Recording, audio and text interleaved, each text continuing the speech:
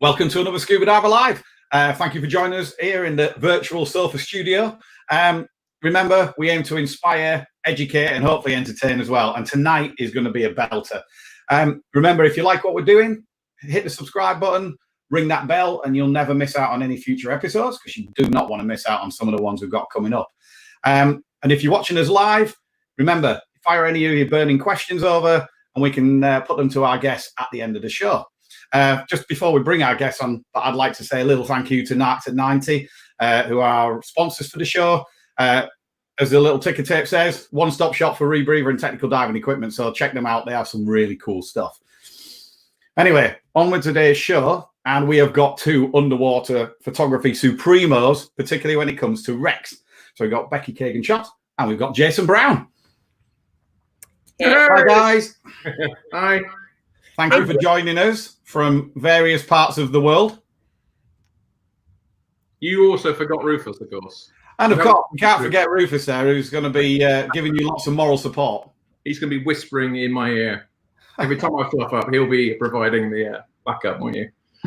The ultimate furry dive buddy. What a camera hog. Absolutely. So, yeah, absolutely great to be here, Mark. Thanks for the invite. Really appreciate it. Really looking forward to, hopefully, a really good talk. Well, when it came to wreck photography, you two immediately were springing to mind. So, before we get into all the wreck photography side of things, it's always nice to find out where people came from in their diving journey to start with. So, how did you get into diving, and what was the draw of the underwater world in the first place? Okay. Well, I think if I've got one regret in life, it's probably because I didn't take up diving as early as I would have liked to. Sort of looking back, I would love to have taken up diving like at an early age when I was a teenager. I really envy kids these days that can get into diving. My first experience of diving actually was I was sort of in my late 20s, and a friend of mine was bought a PADI open water course as a birthday gift, and he sort of said to me, he said, "Why don't you join up?" So I kind of begrudgingly signed up as well, and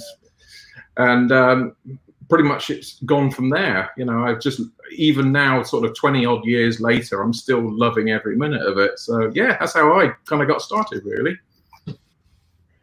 So I was that person that got into diving at a very young age. I started when I was 12, and I had awesome parents that, I was basically begging them to drive me to the local dive shop and get certified.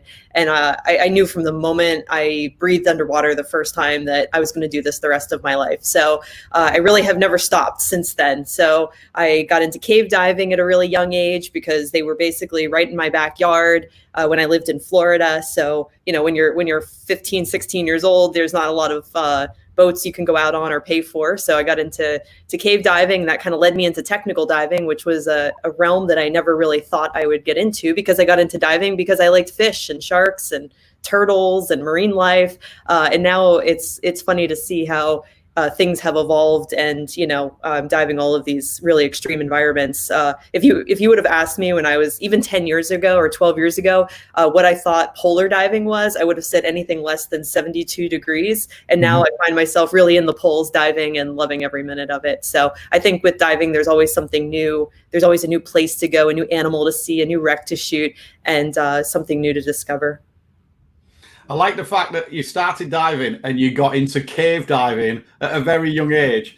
It's like, because I can imagine your parents going, "Oh, it's fine. We'll just put her in the caves because they're near, and she'll be much safer than going out on a boat where we can't see who she's with and this, that, and the other." It's like, no, I had my mom totally convinced. "Oh no, Mom, with the right training, caves are so safe. They're completely safe. There's no waves, there's no sharks. It's great." And I was a very responsible kid. I took a class. I took my cavern class when I was 14. So what 14-year-old goes and signs up for a cavern diving course? But those signs with the Grim Reaper scared me, and the dark. So I took the class. I like it. That is definitely a very different start. Most people, like you said, they start as a teenager and they maybe just do the nice, pretty reefs and everything for a few years before they start delving into the more technical side of things, whereas you properly took the plunge at an early age there. So yeah, very impressed, and a good thing for people to follow. So I like that. And that's good. Right. It's certainly not for everyone. Obviously, cave diving, technical diving isn't for everyone, but I really found a passion for it, and I was already shooting at that time, so I literally learned to shoot in the dark. I mean, what better place than to go like take my film camera into a cavern or a cave and try shooting, and come out with a lot of really bad photos when I first started. Well, as you say, that was probably a good grounding for what you both have become really well known for, which is shooting spectacular images of shipwrecks and other wrecks, airplane wrecks, etc. But wrecks in general are your forte. What is it about wrecks that captures your attention, and why do you think they make such iconic subjects for photographs? I think for me, the real attraction of shipwrecks is actually not necessarily the object itself, although obviously that's a massive draw, but it's actually the story behind the wreck. Every shipwreck, it doesn't matter what size it is, how old it is, or anything like that. Every shipwreck has got a story, and it's not just the story of the actual vessel itself. It's the human story. It's the story of the people that served, that built her, the people that actually served on her. But also, certainly in the case of like military wrecks, for example, a lot of these wrecks have got sort of very, very interesting backstories. Like prime example of that is the wrecks at Scapa Flow. I'm sure most of your viewers know the story. Every diver, certainly every UK diver, knows the backstory of the scuttling of the wrecks at Scapa Flow. We all know that. I think it was literally actually 101 years to the day about 3 days ago. So we've just passed that milestone, but everybody knows that story about what happened. But then equally, what a lot of people may not know about is that a lot of those vessels that went down on that day were actually engaged in some of the major sea battles of World War I. Like, for example, Jutland. Even today, of the 7 ships that are still on the seabed in Scapa Flow, like, for example, the SMS Margraf was involved in Jutland, which was a major sort of conflict, which really kind of settled the argument about sort of the German Imperial Navy versus the Royal Navy. After that, the Imperial Navy really didn't venture out.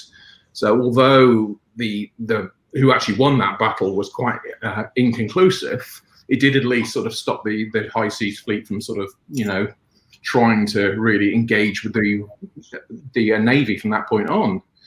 That said, though, even the wrecks in your local inland site, a lot of divers kind of dismiss those because they've just been put in the water just for divers just to swim around and look at. They're not interesting. But some of them actually, again, have got very interesting backstories. Like a prime example of that is the Sea King helicopter at Vobster. A lot of, it's a great dive attraction, which was put in the water about sort of 2 years ago. But I did a feature on that, actually, strange enough, for Scuba Diver a couple of years back. And when I looked into the history of that particular helicopter, it was absolutely fascinating. It was involved in the Falklands War, when the Argentinians bombed the landing craft at San Carlos Bay, which, as we know, was a real kind of major kind of event in the kind of Falklands timeline. That Sea King helicopter was involved in actually rescuing like many of the Welsh guards that were stranded on those vessels. And even after the Falklands War, it served in Iraq, it served in Bosnia. And the more and more you look into that, the more fascinating it becomes. It really kind of makes you appreciate that wrecks are not just lumps of metal on the seabed. They're time capsules. So... Absolutely. First, I have to say, Rufus is such a good dog. He just sits there, like, so patiently, like, getting his love for you as you're talking. I'm bribing him, Becky. I've got treats. Very nice. I guess you ran out because he went away. I have to agree with Jason and with so many of the points that he just brought up. Now, a photojournalist background, and in order to take a good photo or a powerful photo, for me, I also want to understand the story of the shipwreck, because then, I think it can come through better in the photography. But there's just so many amazing stories out there. And, some of these shipwrecks, they're haunting, some have a lot of mysteries surrounding them. A lot of them have very tragic stories, and some of the ones that inspire me the most are the stories of survival. I mean, when you're diving a wreck and you see it in its final resting place, and see parts and mangled metal or broken wood, and it just kind of looks almost peaceful there. But sometimes the violence, you start to think about the violence or what sent it to the bottom, and and what that must have been like, for somebody on that ship. It still sends chills through my body. So I try to connect with the stories of these shipwrecks. And as Jason mentioned, they're time capsules. And as a photographer, I think it's important that we capture these stories so they're not forgotten.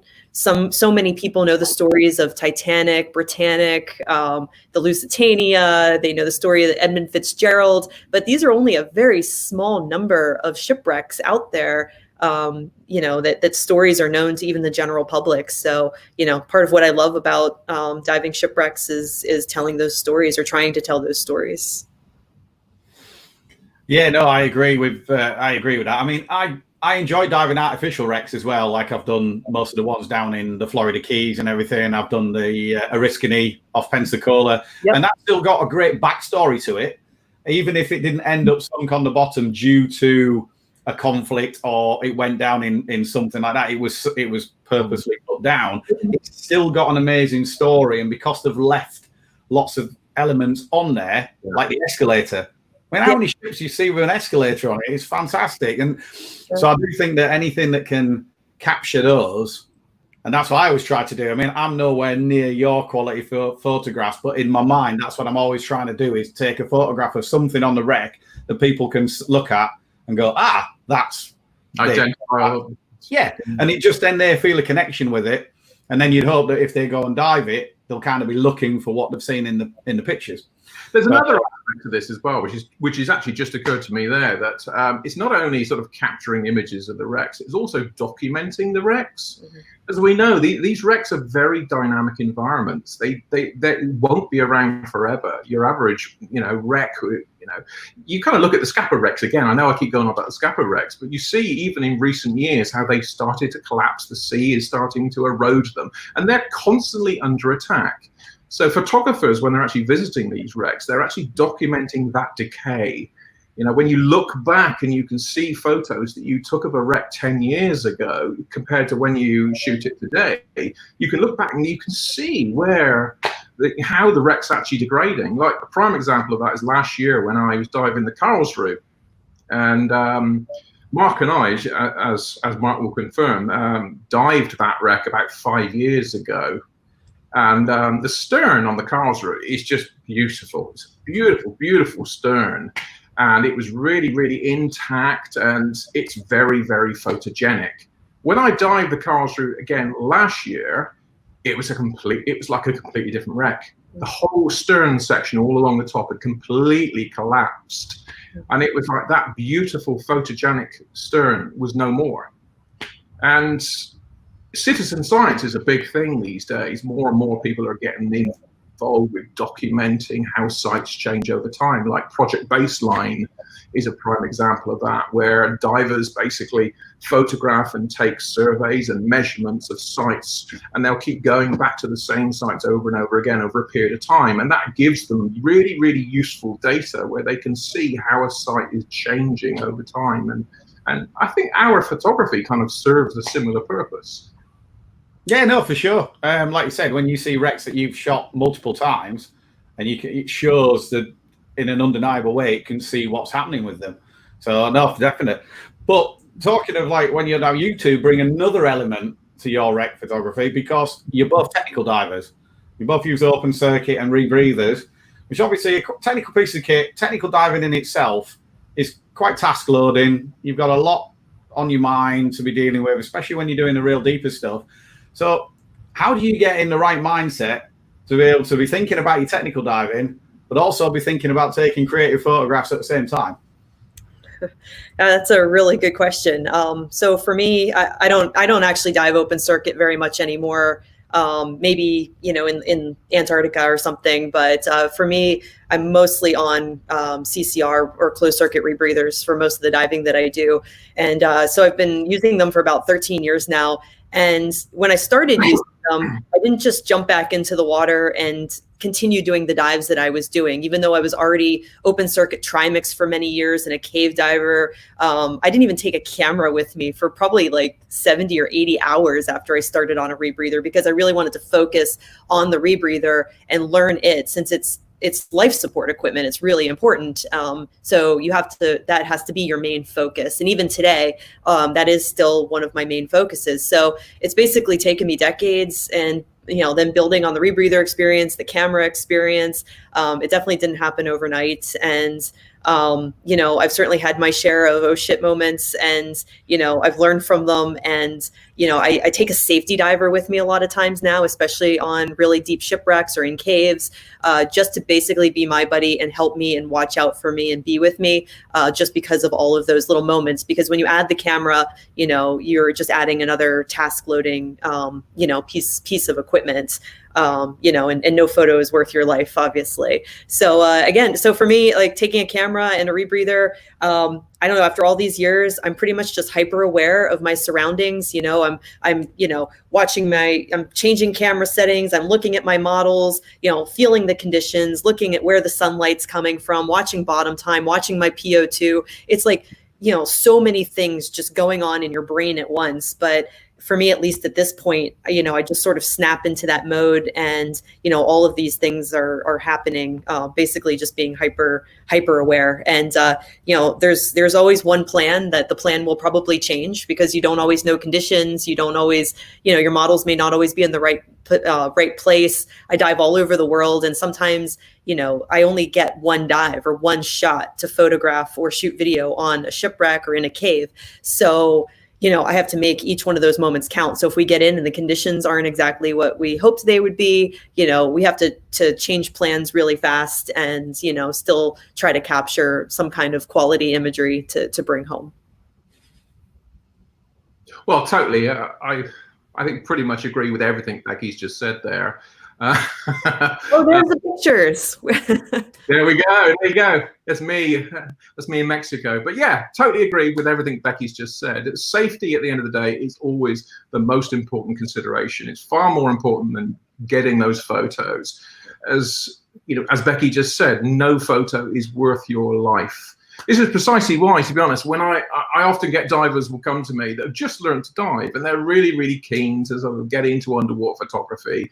And I will often say to them, look, just that can wait. Leave the camera behind. Just get in the water, get really confident with just being in the water, get your core foundational skills really squared off, so that a lot of that stuff becomes second nature. Prime example is buoyancy control. You have to be in a position where you're not thinking about buoyancy control. It's just happening automatically. So, and until you get to that point where you can hold your position, and you're also have that level of awareness where you're not sort of kicking up the silt, or you're not sort of becoming in contact with the wreck, or even worse, like the cave or anything like that, then you really shouldn't be using a camera. I think for me, though, the real sort of crux of the matter is all about awareness. It's all about developing a high degree of in-water awareness. And that's awareness of not only what you're doing, so taking your photos, but it's also awareness of your dive team, so where they are, but also awareness of also potential hazards around you. In some environments, you cannot just get that tunnel vision where you're focusing on your shot. You've got to be constantly aware of your surroundings. And like inside a wreck, for example, or inside a cave, you may have laid line to get into that environment. So you've got to always know that you're taking great shots. You always got to know where that line is. So if something does happen, like inside a wreck, you might disturb something inside the wreck, which causes a kind of fountain of rust, or you might kick up the silt. It happens. Even the best technical divers occasionally kind of do kick up the silt. We all kind of laugh about it, but in some environments, that's a serious situation. So you have to have that level of awareness where you're able to actually, right, okay, I've gone into a silt out environment. Okay, I know where the line is. Okay, let's stop what I'm doing. Let's start thinking about now making contact with the line, getting out of there, making sure the rest of the team is okay, we're exiting. And of course, the other level of awareness has got to be dive limiters as well. So you've got to have a high level of awareness where you're constantly aware of things like gas supply, bottom time, how long have you been down there, and also deco penalty. You've really got to, you know, obviously on a rebreather, the kind of gas thing isn't such an issue, but certainly on open circuit, you don't want to be focused so much on taking photos that you suddenly find yourself in a position like, wow, I've eaten into my reserves, I've racked up all this decompression, I actually don't have enough gas to get myself safely back on the boat, clear of decompression penalty. You know, even worse, you know, you don't want to be so focused on taking the shot that you end up running out of gas. You know, running out of gas when you're taking photos is seriously not cool. And this becomes particularly, you know, the awareness thing is particularly important if also, you know, when you dive in CCR. You know, Becky's very, very experienced sort of CCR instructor. I'm really just getting started down the CCR path. But as she will confirm, you know, one of the core lessons that is drilled into every new CCR diver is always know your PO2. So you cannot be so focused on what you're doing that you don't know what you're breathing. You've got to be aware of what your rebreather's doing and constantly aware of what you're breathing. You know, you don't want to be so transfixed on your taking your photos that your PO2 starting to drift, and next thing you know, you're on hypoxic gas. That's a very bad place to be. So that awareness is key. It's like Becky was saying earlier about she often has a safety diver. I know there's actually one other guy that I know very well in the States that every single photo dive he does, he will take a safety diver in the water. That guy's sole responsibility is to monitor his rebreather for him whilst he's shooting pictures, because it's a recognition by him that whilst he's shooting pictures, he may not necessarily be able to give the rebreather the attention he feels it needs. I don't know who you're talking about, but yeah, I that's not the reason I personally take a safety diver. I not you, Becky, no, but believe in like PO2, but I've mostly found that, you know, I've been left in caves before because of not completely left, but we've had miscommunications with the team, and then all of a sudden I'm by myself. You know, that's happened a lot. You know, I've been pushed on productions, and you know, I've done basically trust me dives. I hate admitting that, but you know, you're on a production, you're somewhere in Mexico, you've never been there before, somebody's leading you, and then I'll fully admit, I'm like, I don't really know the way out. And so, you know, I take somebody I trust, like my husband, or, you know, somebody else. You know, I've got quite a good handful of dive buddies that will help me out. I'm aware of the surroundings, but then there is extra support. Also, if there is a problem, you can just hand the camera right over to them, you know, and fix whatever problem is going on. And, you know, I'm not afraid to just, if I needed to, I would just ditch the camera as well. You know, we can come back for it, or, yeah, whatever. Not worth your There's always insurance. Yeah. Yeah. Jason's like, where have you ditched these cameras? I'm gonna go get them. I've just really found a safety diver also gives me more peace of mind, especially again, anything below like around 150 to 200 or 300 feet, 60 plus meters for you guys. And also again in caves, just because, you know, you are deep, things can happen fast, and that domino effect, it just happens quickly. So having somebody there who I just know is going to be with me and give me that security that I know we're going to be together, they can help me out, even just help me, you know, collect lights and strobes and help me shuttle gear around is amazing to have, you know, buddies like that. So. Well, talking of lights, that brings me on to the next question, actually, talking of lights, because you've both mastered lighting when it comes to wrecks. It has to be said. That is one of the things. You use remote strobes, you use divers like this with a torch or with a strobe that are lighting part of the wreck up, and it almost paints area of the wreck that you want people to focus on.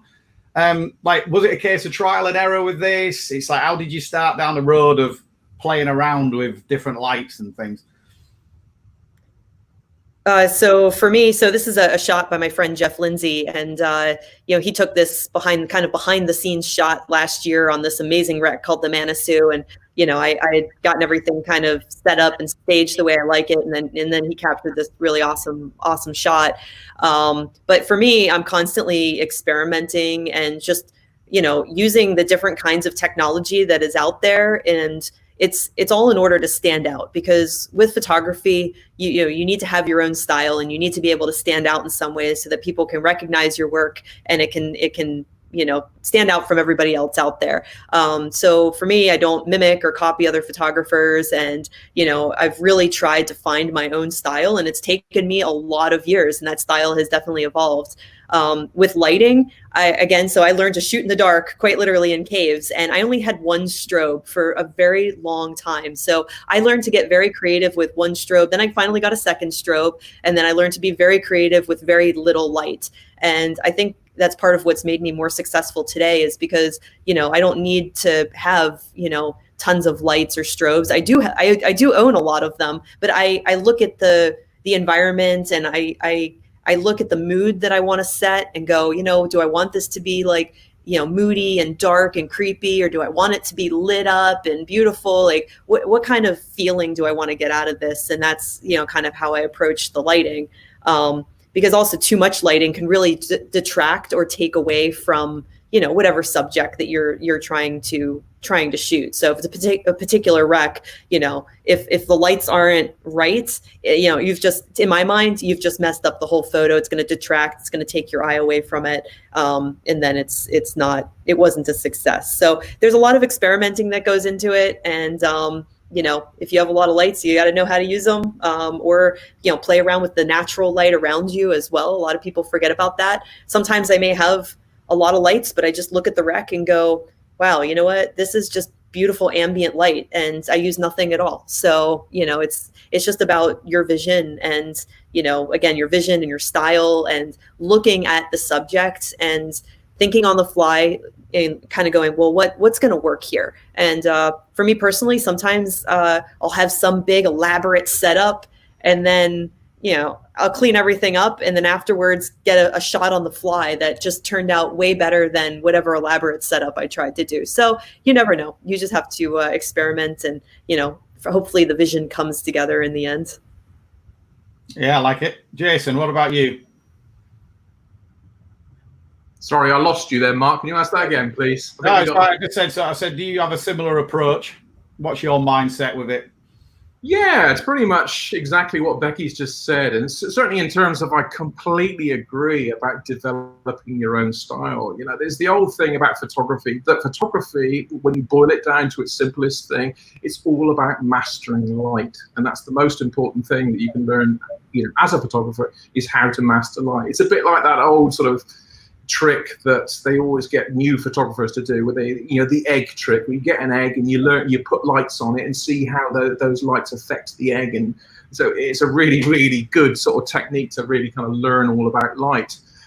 So you got to really, if you want to start taking really cool photos, just really get to grips with using light, not only the lights on your strobes, but also off-camera lighting, but equally ambient lighting as well. As exactly as Becky said, people forget about ambient lighting, but I've often done exactly the same things. I've been diving a wreck where it's just been the right time of day, and the light conditions have been so right. You're thinking, actually, I'm not going to start putting the strobes all over it. This natural light is, I couldn't beat that. It's just fantastic. The off-camera lighting, though, is something that I started playing with a few years back after I saw, I think it was a talk, actually, Jill Heinerth, I'm sure we all know Jill. Jill did a talk at Eurotech many years ago, and it really kind of inspired me to start playing with off-camera lighting. Now, Jill at that time was using them for sort of cave photography, and it was something I was really getting into a big time, was shooting pictures in caves. And in order to shoot pictures in caves, you've got to take a lot of light with you. There is like zero ambient light inside caves, so you've got to take all the light with you. If you think you're going to shoot beautiful ambient shots in caves, then you're going to be sadly disappointed. So off-camera lighting really comes into its own. But it didn't take me long to realize that actually a lot of this off-camera lighting techniques were equally useful useful for wreck photography as well. In the UK, as we all know, we don't get like the high levels of ambient light and the beautiful blue water. It can be very dark and gloomy. And we also know that UK divers have definitely got this penchant for buying black dry suits, and there is nothing worse than shooting divers in black dry suits in a very dark environment. I feel your pain, Jason. I feel your pain. Yeah, totally. Any photographer will probably be sat out there like, go, yeah. That's why everybody I've got, as soon as they said, I'm thinking about buying a new dry suit, Otter, by the way, I immediately said, please get a suit that's got some color on it. It just makes so much difference. But even then, if they are in a black dry suit, off-camera lighting really comes into its own. Because it's like, at the minute, we're looking at this shot at the moment, which is actually Mark, isn't it? That's you, Mark. That is me. That is you up in Scapa Flow. I don't know which. I think that's the Margraf, possibly again. It could be the Koenig, not sure. I think it might have been the Koenig, on one of the gun turrets. Yeah, I think that is one of the gun turrets, isn't it? Where the turrets actually fall and the wreck's upside down, or the turret's fallen out as sort of the base of it, isn't it? The cylinder part of it. But this shot is a prime example. Mark doing exactly what I always ask people not to do, is wear a black dry suit. And we're in, as you can see, very dark environment. Now, if I tried shooting that, all you'd really see in that shot, if you were lucky, would be that Hollis rebreather on his back and his stage cylinder. You wouldn't see Mark at all. So by putting the off-camera lighting into the background, into the shot, this actually illuminated the gun turret, but also had the side effect of blasting light up onto Mark to kind of pop him out of the shot a little bit. So it can be really, really, really, quite. Mark couldn't see anything for like about 10 minutes afterwards. Yeah, I tell you, it's something I used to worry about when I was shooting cave photography. I thought, if I start blasting people with light, will they kind of lose their, dark vision? But as you know, when it's strobe lighting, actually the human eye doesn't kind of register that quickly. It's only because I know there's a big movement these days where people don't necessarily use strobes for off-camera lighting. They use really big, powerful video lights. Now, I personally would never use those in a very dark environment, certainly inside a wreck or a cave, because I'd be worried about I'm blinding my models, and that's the one time when they do not want to be blinded. So yeah, I still use strobes in caves, Me too. for many reasons, but my husband might disagree with you about the blinding process with the strobe. Yeah. Clearly, we're just old-fashioned, Becky. That's what it is. But yeah. I still love strobes. I have got big video lights, because big video lights actually come in really useful if you're shooting wrecks that are deep, because you may not necessarily have an awful lot of bottom time. So if you're shooting a wreck that's sort of 60, 70 meters or whatever, you are kind of limited by your bottom time. It's certainly a lot more than you would like in shallow recreational depths. So you don't really have the time to swim around and go, oh, I'll just adjust that strobe. I need to turn that strobe down a little bit. Oh, I'll just go and, so using big video lights actually at depth is a lot more practical, because you get instant feedback from them. You can see exactly what effects they're having and what you're going to get from the shot. So they do have their place. Well, that brings me on to the next thing. We were talking a bit about models there, and this picture just adequately shows it, is that you both use models a lot in your images, whether it's inside wrecks or outside wrecks like this shot of Becky's. And it either shows scale, in this instance, that you get the enormity of that shipwreck immediately when you look at the picture, because you can see how tiny the divers are. Or sometimes you're inside, an engine room, and the diver's the focal point in the middle. So how do you work with your models? Because I'm particularly thinking about when you're at depth and you're in less than perfect visibility. I know from the shooting I'm doing that there's lots of waving and stuff, but I can imagine that's not so easy when you're at depth or in bad viz. Thank goodness on the rebreather, screaming works really well and sound travels really fast underwater. Totally. So like kind of as Jason was talking about strobes versus video lights, I use both. It just depends on the environment. Sometimes I take both with me. It depends, again, the vision I want to get or the vision I want to achieve, things like that. So like this particular shot, this is all video lights. But this was a really big team effort to get this shot. So there's 5 people in order to get this one.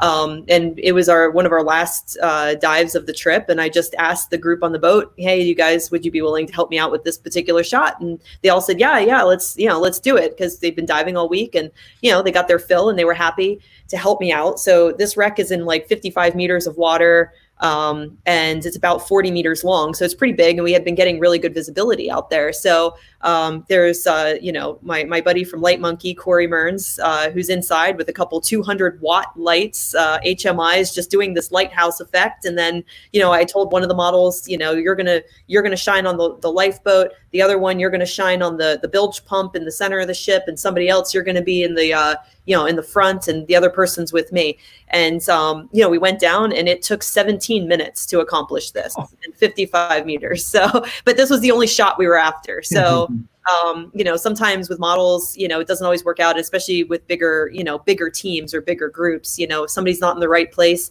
it can really screw up the whole shot. But I find talking with the person ahead of time really helps, and also diving with like a core group of people. I mean, I dive with different people all the time. So it's giving them some really good tips about, where to look, if they're on open circuit, to kind of hold their breath a little bit, where to hold the lights, where to point lights if they have a light, because sometimes they can just put it in the wrong direction and then they've just, screwed up the whole shot for you. So I think working with friends or dive buddies, people that, that are used to you and your style, and that you kind of get, trained up with each other, is one of the best, one of the best ways, for me at least, to shoot somebody.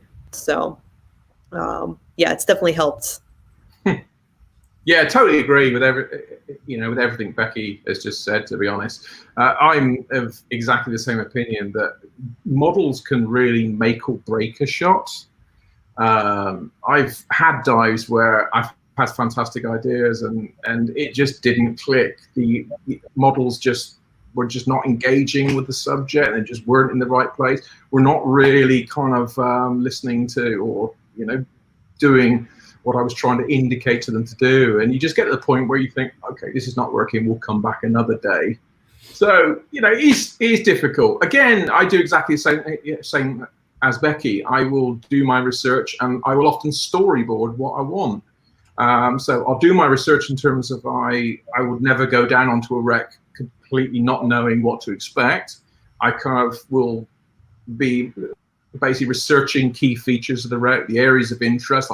I do even sort of Google other people's shots to see, because they're really useful to get an idea of what to expect on the wreck. And often, again, is also a good way of knowing how not to shoot pictures, because the last thing you want to do is just copy what everybody else is doing. But equally, they're really useful for you to go, oh, actually, if that guy's kind of shot that wreck from that angle, maybe if I went around there and I could place some lights up there. So they're really good research material, actually. So, I'll often storyboard the shots I want, and then I will discuss with my models exactly what I'm trying to achieve. The other really important thing, to be honest, when you're working with models, is to agree signals. We all know the standard diver signals, the OKs and all that sort of stuff. But when you're working with models, you need to agree a set of signals that they understand that you may be giving them for just really simple stuff like up a bit, down a bit, turn yourself around slightly to the left, turn yourself around slightly to the right. I want you to point your torch at that. I want you to be looking at that. And, that's really important. The other thing, it's actually a really quite an amusing story, is I remember shooting one guy on a wreck, and it was like really poor visibility, so there was very, very little ambient light, and we were inside the wreck as well, so it was really, really black, really, really black. And I'm trying to get this shot, because I knew exactly what I wanted, and I was trying to get this shot, and he just was not. He was just like looking blankly at me, and I'm thinking, why is he not responding to my signals? And then it wasn't until we were sort of doing our ascent and we were on deco, and it suddenly clicked. Black dry gloves. So of course, we're in a completely black environment, and I'm signaling to him with my hand. He couldn't see my hands. So the one lesson I learned from that is, when I know I'm going to be shooting an environment with very low light levels, I will wear brightly coloured Kubies. I have a set of Kubies that have these like, well, you know, I think they're sort of a sandy coloured glove on them. So even when it's really dark and there's minimal light, I can still signal, and hopefully my models can see my hands moving. So it's something to sort of think outside the box. Think, oh yeah, black gloves in a black environment. No one's going to see your signals. So, but yeah, working with really decent models really makes the difference. I'm the same as Becky. I prefer to work with people that I dive with a lot, because you kind of develop that understanding, and they get to the point where I've got a couple of guys where they instinctively know exactly where to be. It's like I'll be sort of lining myself up, and then oh, he's where he needs to be. Fantastic. And I don't need to direct them. And the other thing is also, it's all about looking natural underwater as well. You get a lot of people that, because being a model, as anyone that's been a model will confirm, can be really boring. You know, I also think it's a really hard job. I give them full credit. Totally. To Absolutely. Move, look pretty, man. Yeah. I take my hat off to anybody that sort of says, "Oh, I love modeling," because it is boring. It can be so boring. You're sort of busily sort of doing what you need to do, and they just have to sit there. And the point is that a lot of people, when they're in that situation, start to zone out. So, and it comes through in your photos when somebody switches off underwater. It's kind of almost the eyes kind of just glaze over, and you can see it in the shots.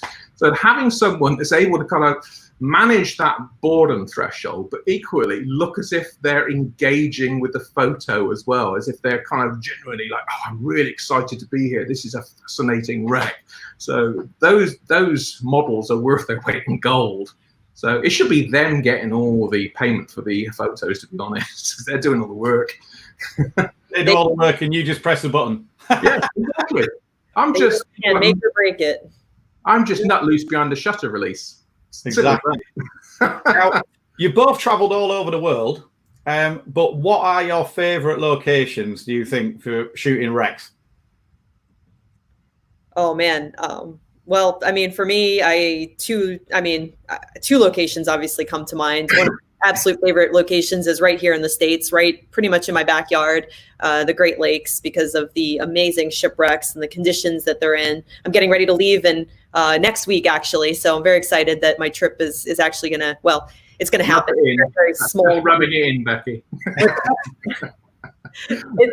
It's a very small group. Unfortunately, I had a lot of people coming from Europe and Canada, and the borders are closed, but that's okay. You know, I get to go and still have some fun with a very small group of people. But so the Great Lakes are obviously a favorite of mine because of the really intact, great shipwrecks there. And then Truck Lagoon as well, because, you know, like a completely different kind of wrecks. It's warm water, you know, to see all the military equipment, the provisions, the torpedoes, the bombs, the tanks, the planes. It's just like, you know, as a photographer, you go and your mind's just on overload because of everything that you're seeing. I think I've been there like 4 times now. And the first time, I mean, I was just a spaz because there was just so much. And then the second time I really calmed myself down and like, you know, honed in on some specific shots. But yeah, those would probably be my 2 favorite locations, and, you know, very different from each other. Yeah, for sure. Well, the UK, obviously I'm going to talk about the UK really, because we're all in lockdown and we can't travel abroad. So let's really sort of sell the virtues of UK diving here. So I think if you're a wreck diver in the UK, there's 2 places that you simply have to go to. First one is Marlin Head. Now, Marlin Head obviously is sort of technical depths really, so it's not really recreational diving. So minimum depth on the Marlin wrecks is like sort of 60, 65. But the other great location that every single UK wreck diver, there's simply no excuse for not going to, is Scapa Flow. You know, I know I keep banging on about Scapa Flow, but there's a reason for it. It's just an absolutely amazing place to go if you're a UK wreck diver. That's not Scapa Flow, by the way. I'm looking at the picture going, Yeah, that's definitely not Scapa Flow. That's Scapa Flow. There you go. So yeah, no, Scapa Flow is just awesome. You know, you've got the remains of sort of 7 World War I era German battleships and cruisers, and you know, bearing in mind they've been down there over 100 years now, 101 years to be exact. they're still actually in reasonably good nick. You get down there and they're still recognizable as ships. You know, it's probably because Scapa, because it's a kind of natural harbor, it's still a fairly benign environment, so it's not getting ripped to pieces by storms. That said, you know, winter storms up in Scapa can be pretty wild as well. But, you know, the great thing about the wrecks up in Scapa, as well as the fact that they're just recognizable, covered in guns and all that history, is the fact that actually it's really, really easy diving as well. Don't let anybody kid you or try to convince you that diving Scapa Flow is technical diving and you've got to be like a hardcore techie to dive it. Far from it. You know, the deepest you'll get in Scapa is like kind of like 40 meters or something. And even then, most of the wrecks are in kind of like average, you know, they're sort of seabed about 25. Average depth is kind of mid, sort of like 15, 18 meters. So even if you're a paddy open water diver, you can actually get some really, really quality wreck diving up in Scapa Flow. The other thing is that, as I say, it's shallow, but also there's very little current as well. So you don't have to worry about slack tides and all that sort of stuff. And at certain times of the year, the viz up in Scapa is completely non-UK like. It can be really, really, really good. And of course, as you know, as an underwater photographer, great viz means that you can really kind of pull back from the wreck and start getting those nice wide shots to really take in the kind of size of the wreck. You know, because as the viz gets worse, you have to get closer and closer. So if you're shooting in poor viz, you tend to focus on details on the wrecks. But when you're shooting in really, really good viz, you can really come back from the wreck and actually take in and do some of the shots like Becky's done up in the Great Lakes, where, you know, you can see a sort of tiny action man diver in the frame to really kind of show off how big and intact these wrecks are. And as I said, occasionally you do get that in Scapa. That's still on my list. I haven't made it there yet, but it's on my never-ending list. We need to sort that, Becky. We need to sort that. We need to get you to Becky. Definitely, I'd love to see some of the pictures that you came up with in Scapa. I can visualize some of them now. That would be absolutely. You would do some amazing stuff up in Scapa, Becky. Honestly. Thank you. Now, you've both been diving a long time, both of you, and you've been all over the place. So come on, everyone always likes these. What is your funniest memory that you've had? Oh, you first. Oh, blimey. Okay. Now, you know what? I really had to think about this. The only one that really occurred to me happened, actually. It was a guy I used to dive with many, many, many years ago. I don't think he's even diving anymore. But he always used to have this. He constantly commented about how apparently us GUE divers all look the same. It was like it was just like the standing joke. All GUE divers all look the same. The other thing he had a habit of doing as well is that when you would signal him underwater, you wouldn't get conventional signals back. You'd occasionally get some signals that were definitely not in the book, like being given the finger. So we were doing this one dive where you know, we jumped off the boat, dropped down the shot line. I get to the bottom of the shot line, and I'm looking around. Where is he? Where's he gone? So of course, I did my, you know, good buddy thing. I followed standard procedure, which of course is if you lose your buddy, you look around for 60 minutes and then you come up. That's Paddy standards, isn't it? Surely. So anyway, I had a fantastic dive. So I came back and I got back on the boat. I didn't worry about him. He was kind of disposable, to be fair. So I got back on the boat and he sat back on the boat and he's looking across at me all sheepish. And I said to him, what happened? And he says to me, he sort of started grumbling, and then this torrent of expletives came out and he started going, you effing GUE divers, all the effing same. And I said, what happened? He said, I got down the shot line and I saw these other GUE divers. I thought it was you, so I followed them. He said, Penny didn't drop until about half an hour into the dive, where one of them signaled to me and I gave him the finger. So at that point he was like, oh, I've just given the finger to a complete stranger who's going to look at me. So I'm chuckling away to myself at that one.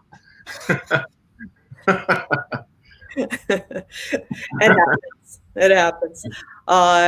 Yeah, so I guess I don't know. I've had a lot of funny moments underwater. It's hard to probably pick one. I mean, I try not to take, I mean, yeah, there's a time to take things seriously, but we're also there to have fun, right? Even GUE divers can have fun. I know that. Absolutely.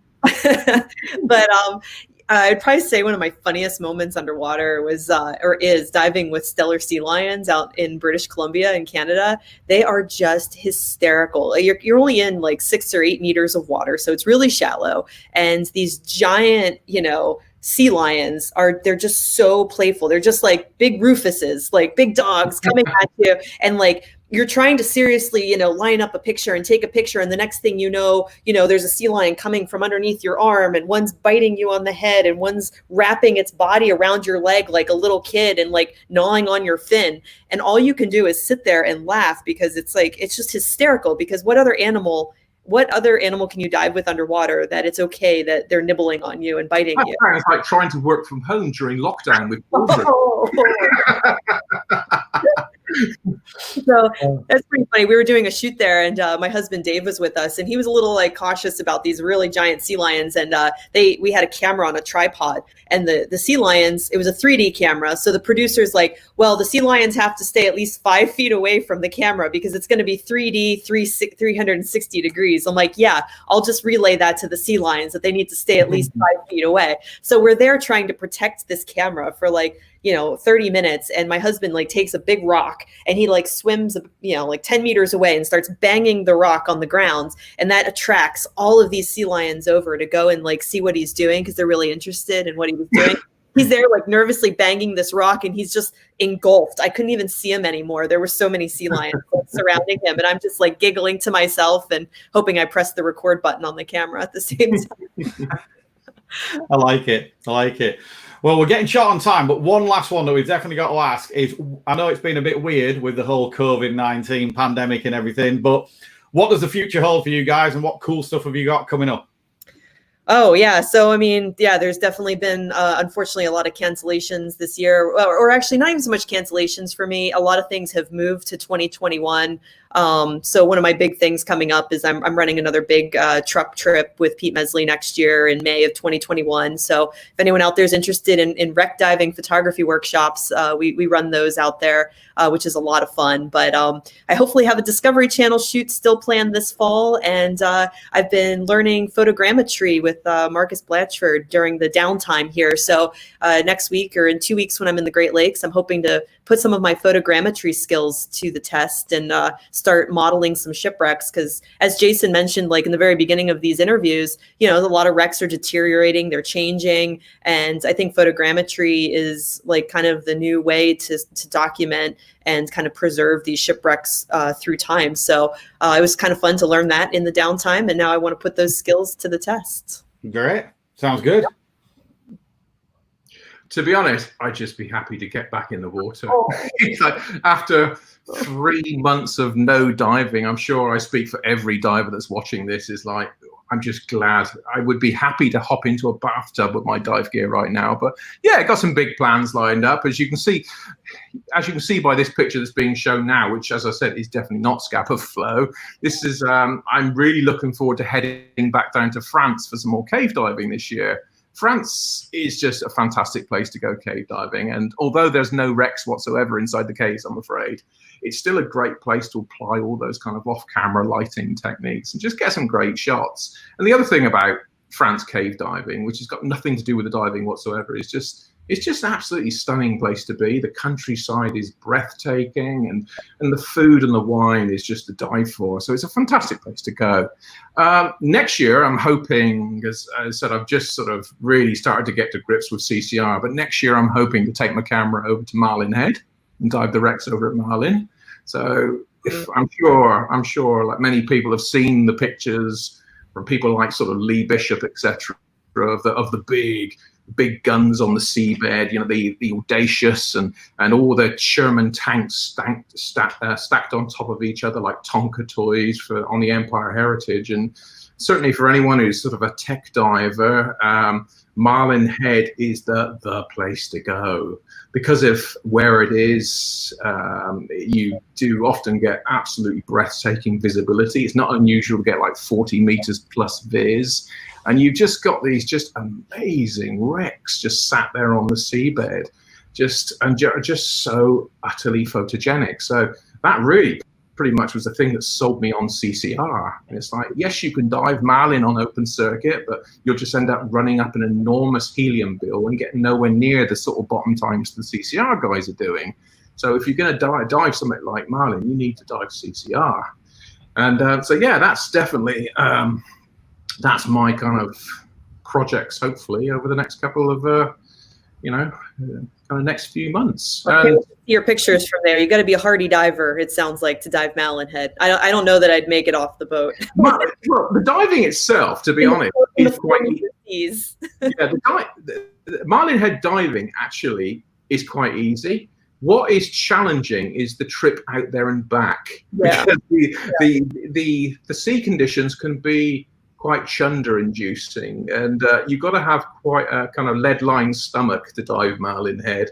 So if you're the sort of person that starts to get a little bit queasy on a boat heading out to a wreck, then you probably don't want to be diving Marlin Head. I will appreciate the photos. I will anxiously await your images. Exactly. You can see the pictures. Well, it sounds like you've got some great projects coming up. We'll look forward to seeing some of those images when you come back. Just say thank you very much to Becky and Jason for joining us. That was an awesome talk. Very inspirational for anyone who's into their wreck photography. Final shout out to our sponsors, 90. Remember, for all your technical requirements, check them out. They've got all sorts of good gear. Last thing to say is just to remember, if you like what we're doing, hit that subscribe button. Our next live stream will be on Friday, the 26th of June, 3 p.m. BST, when we will be talking to Stuart and Michelle Cove. Unfortunately, last Friday, technical issues in the Bahamas halted our talk, but they'll be back this Friday, and they'll be talking about sharks and wrecks and playing with Hollywood. So that'll be awesome. So look forward to seeing you then. Thanks again.